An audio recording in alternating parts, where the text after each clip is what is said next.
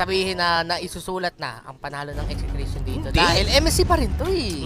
Nakita na natin yung sorpresa na nilabas kanina ng Impunity. Baka maglabas naman ng surprising dito ang Nightmare Esports. So Execration will do their best to make sure that doesn't happen. Nightmare Esports, their lineup is very familiar. Para sa ating mga Pilipino, yan ang mga, if I'm not mistaken, the top picks for drafting ng Blacklist International. Tama ka dyan. Literally a blacklist draft.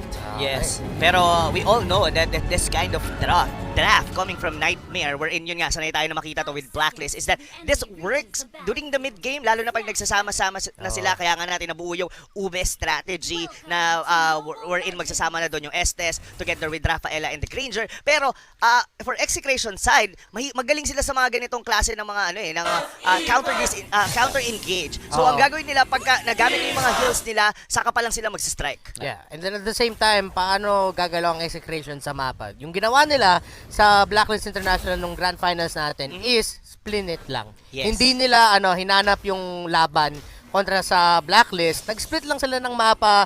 They went for the map control and yun tuloy eventually na-punish yung Blacklist International. So let's see if yun ulit yung gagawin ng Execration.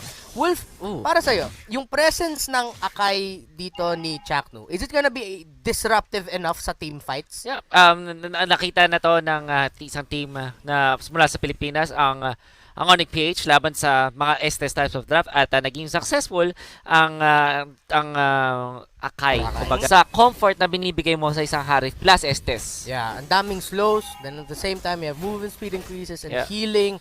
Tingnan lang natin kung sapat yung damage ng Execration, especially the Claude on our end. Pero si Chaknu, getting that stun in, pero still early game, so hindi pa itutuloy ng Execration yung laban na yun. Pero I like this focus galing sa Execration doon sa top lane para maka-farm na mas mabilis si Keller or ma-force back dito si BZ at si Achilles. No Hurricane Dance yet para kay Chaknu.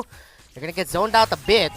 Pero ngayon nakita ng Nightmare Esports na yung jungler ng Execration ay nasa taas, so they have a bit of an opening para mag-position dito sa mid lane. Yes, and yeah, sinubukan nila doon with a blender and a 1,000 pounder combo, kaso hindi nag-land. Potentially sana that's gonna be a good kill for KelBJ. That's ready na siya, level 4 na rin siya at that point. So ngayon, it looked like Nightmare Esports ang mas magkakaroon ng way at least to try to get the first turtle dito against Execration. Pero ready ang Execration. Ready. Renjol going around to the backline.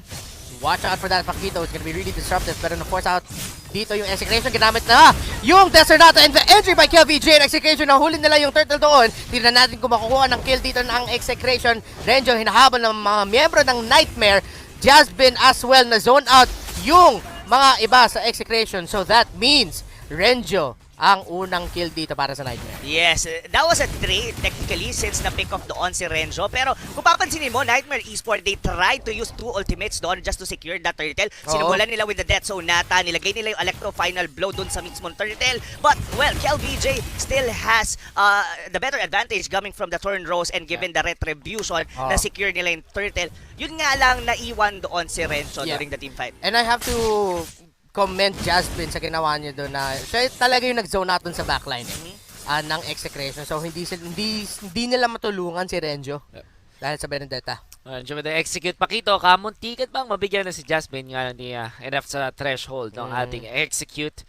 Speaking of items, nakita natin ngayon si KelBJ na ipa-prioritize. I think hindi mo na siya magbuboots for the Raptor Machete first. That's exactly what happened. Samantala, si Keller naman working his way sa first item niya, which is more than likely of DHS. I like the itemization of Kelra dito. No? He went for the tough boots kasi alam niya yung poke damage from the Harith. Then, he went for Azure Blade. Pero mamaya na yan, the Hurricane Dance. What a play there by Chaknu, pero yung Purify na commit na dito. So, walang Purify yung Harith. So, pwede mag-round 2 ang Execration kung gusto nila gawin. Hurricane Dance already committed by Chak doon sa umpisa, kaya muntika na ma-pick off doon si BZ. So great attempt there by Execration, pero maganda din yung response ng Nightmare Esports, walang napita sa kanila. Yes, and medyo nagiging I mean, slow yung early stages of the game natin, though the tempo is still I believe para sa Execration. That's a pick-off for Jasbin by Renzo. Pero nakaabang ngayon dito yung mga members ng Execration. Another turtle fight. And right now mas maganda yung positioning ni Chaknu. Straight access into the back line. doon lang siya sa may turtle para hindi mag-reset. So Execration has a bit of an advantage here. Pero dapat makukuha nila sa kanila ng damage doon kay Linlix. Ganda ng zona dito ni Chakno, and that is a turtle steal though. Nanakaw ni Linlix, sabi naman niya, okay ako naman. Kaya ko naman mag-steal dito. Returning the favor para sa Execration. Pero Kelra still having a great farm here on the top lane. Pero yung poke damage talaga ng isang Harit Wolf, talagang medyo kinakapos pa rin talaga as of the moment ang Claude. Napakaganda ng pagkatulog nila dun sa isang Harith ngayon kay BZ. We're heading into the mid game. Ito na nga yung tatag nating Ube time. Kung ito ang Blacklist International, may magandang timing. At ito na kaya ka lang gagawin. Oh, KLVJ coming in from the backline. Chakno naghahanap ng Hurricane Dance. So be able to get a pin down. And amazing duet by Kelra! Linlix is up next. Tatlo ang nawala. Double kill para kay KLVJ. And a beautiful blazing duet by Kelra. It's Ube time indeed. Sama-sama silang nawala, Wolf. Anong it's Ube time? It's Uber! It's Uber! Oh my, wow. That's a perfect Hurricane Dance coming from Chaknu. Tapos, the follow-up Phantom pa, Execution. diba, ng Blazing Duet doon ni Kelra. And yeah, that was 3 members down para sa side ng Nightmare Esports. And a turret secured dead para sa Execration. Slowly, the tempo, Execration, they were doing well dito sa atin sa early game. Grabe yung, ang dramatic naman yung knockout. Kaya Knockout nga doon ni Renzo. Nag-slow mo pa. Oo, para sa knockout pa. Parang Yun yung pagka nanonood ka ng anime, yung pag-shoot ka ng bola, maaalala mo yung pagkabata mo. Oo, naalala ni Renzo yung dating teams na nakalaro niya. Lahat ng memories na naalala niya, all in that one punch. Naka-shadow mask na ngayon si Chakno. Kailangan mag-ingat ng Nightmare Esports.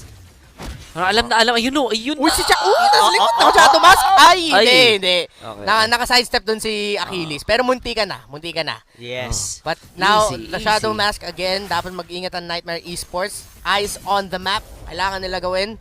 Right now, this Akai is doing well for Execration. Bot lane, nabuksan na. Uy, grabe naman si Alam mo Kelvin. yung feeling- In advance pa yung Phantom Execution. Alam nyo guys, yung feeling nung sa Selena ni Senpai kanina, that was almost this exact feeling pagka nakikita mo si Chakno ngayon. Tama. Na parang anytime pwede kang idikit sa pader. Dagganan ka lang ng And- ng malaking panda. Dapat ngayon na yung timing ng Nightmare Esports para Oh. mag-group Chakno! up na naman. Right in the back, diretso sa oh my goodness! Nightmare Esports nasabugan. Chakno goes down pero si Linux ang nawala. Meanwhile, the counterplay by Nightmare Esports looks real. KLVJ hinabol dito. Jasmine as well hinabol si Kelra. Kelra gets away. 1 for 1 lang ang nangyari pero muntikan na yun. Again, you have to watch out for that Akai. Yes, the pick of Shadon, pero that was a risky move indeed para dito kay Chakno. Pero napin down niya yung dalawa. It just so happened na sa ilalim pa sila ng Torre noon. Pero yeah, well, Nightmare Esports kahit paano nakikita mo pa rin naman yung resilience nila dito. Sumasabay pa sila with the Execration squad and Chakno once again here on the bottom lane. Pero winiiwas niya. Grabe! Ninakback yung minions para hindi makadamage. Tapos si Jasmine na knockback rin.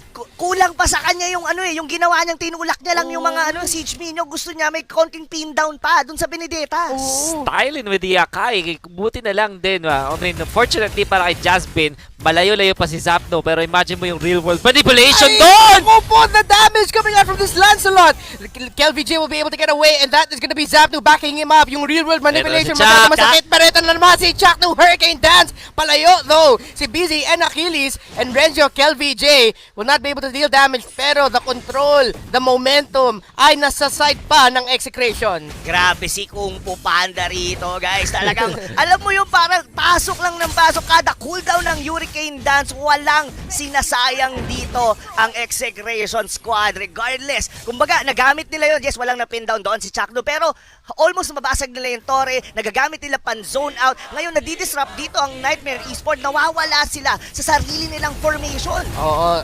Sila nag-uube, Execration nagpo-push. So again, this is exactly what they did nung kinalaban nila ang Blacklist International sa finals. And then at the same time, again, na-mention nyo yung dati nag-pick up sila ng high loss and now this time, it's the Akai they got to pick up in a sort of a similar situation na naranasan nila in one of the final games. I believe that was the final game of the finals. And so far, grabe, yung Hurricane Dance ni Chakno on point, pang disrupt. pangpalayo, pampadikit, everything is going well for Execration right now. Nakuha pa yung purple buff. KLVJ, tempo is key para sa Execration. Hindi na sila titigil. Uunahan nila yung ube. Hindi maakay ngayon ang Nightmare Esports. Kailangan nilang mag-ingat! Jackno na naman! Real world manipulation! At saka yung blazing duet, nakita ko na to! Nangyari na to, pero mas marami yung kills na kukuha ngayon. Pero Nightmare Esports hindi pa natutumba. Lumalaban pa sila. Double kill para sa Benedetta. Oh no! Execration na turn around dito. Nightmare Esports the response. Ang ganda rin ang ginawa ng Nightmare doon. Soul holding on long enough as well as Achilles para makapag-heal sila sa teammates nila. Well, at the end of the day, nasa ilalim pa rin sila doon ng Torre. Tama. Yes, ang ganda sana ng initiation coming from the Hurricane Dance. Na follow up yun ni Z4pnu with the real world manipulation. Pero the mere fact na nakakapag-micro ang mga members dito ng Nightmare Esports under the turret, yun yung naging problema para sa Execration. Tsaka naging problema kasi pag under the turret ka tumalon bilang Akai at nakapin down ka, parang nanonoches kay parang ano ba, magstay ba ako sa Torre o sasarguhin ko na lang to palayo. And unfortunately, para sa Execration, sinargo na lang nila. Kasi dahil doon ay walang nandoon sa loob ng real world manipulation at kaya din naman nalugi yung Execration. Yeah, then at the same time, nakita din natin yung pag-boost ng movement speed. Working out really well here for Nightmare Esports with engages like that. I think that's one of the reasons kung bakit nahirapan medyo si Jackno na makapin down na mas marami pa. Yeah. Dahil naka-movement speed buff yung iba. Tapos, meron din slows coming in from the Estes, yung Zaman Force ng Harith. So, maganda din yung pang-response ng Nightmare Esports sa laro ng Execration. Agree with the movement speed. Lalo na doon sa Hunter Strike. It's a perfect item coming from Lin Lix na nakaka-micro siya, nakakagalaw siya over all the team fight. Hindi lang rondo yung kanyang parang assurance just to get away on certain team fight. Pero, for Execration right now, they still have the tempo and could potentially try to take the turtle. Pero they have to play it a little bit slow. Kumbaga itong Torre sa gitna na to, they might want to put it down or at least wag silang lumaban ulit sa ilalim ng Torre. Ganda nung items na napili ni Kelra. Going for Thunderbelt for little bit of sustain tapos may slow na rin mula sa mga speed boost at na-trap nila si Achilles. Achilles with the Sun Holy Baptism pero siya pa rin ang napitas doon ng Execration. A kill for KLVJ. Achilles is down 5 versus 4. Ano gagawin ngayon dito ng Nightmare? Si Renzo nag-split push pero ito yung blazing duet ni Kelra. Real world manipulation rin. Yun, a kill onto Achilles. So wala nang healers dito ang Nightmare Esports. There could be another kill for Execration. That is another kill. BZ ay nawala. And ngayon, Execration. Nakuha nila yung target na gusto nila kunin. Isa sa mga healer. Lugi na ang Nightmare Esports. Lugi talaga sila.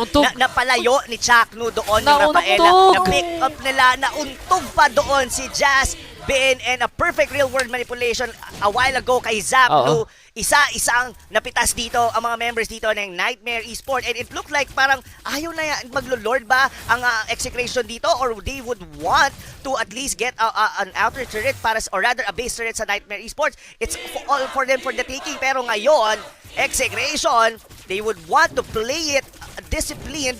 Mas magiging maingat ngayon ang Execration dito pero mukhang magko-contest ang Nightmare. Nightmare is close by. Execration, hindi nila nire-reset yung lord dito. Real world manipulation para pang zone out. Achilles, susubukan niya ata mag-holy baptism pero hindi. Hindi na enough. And Jackno with the 1,000-pounder forward. Soul gets taken out at Execration na naman.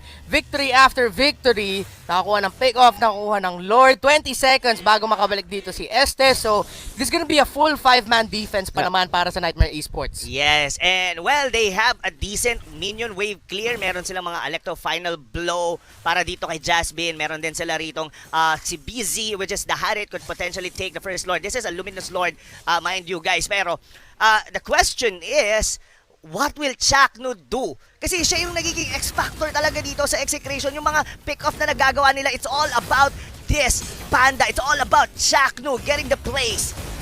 Pero right now, sugod ngayon ng Lord. Mahirap gawin na holy baptism habang nagbe-blazing duet.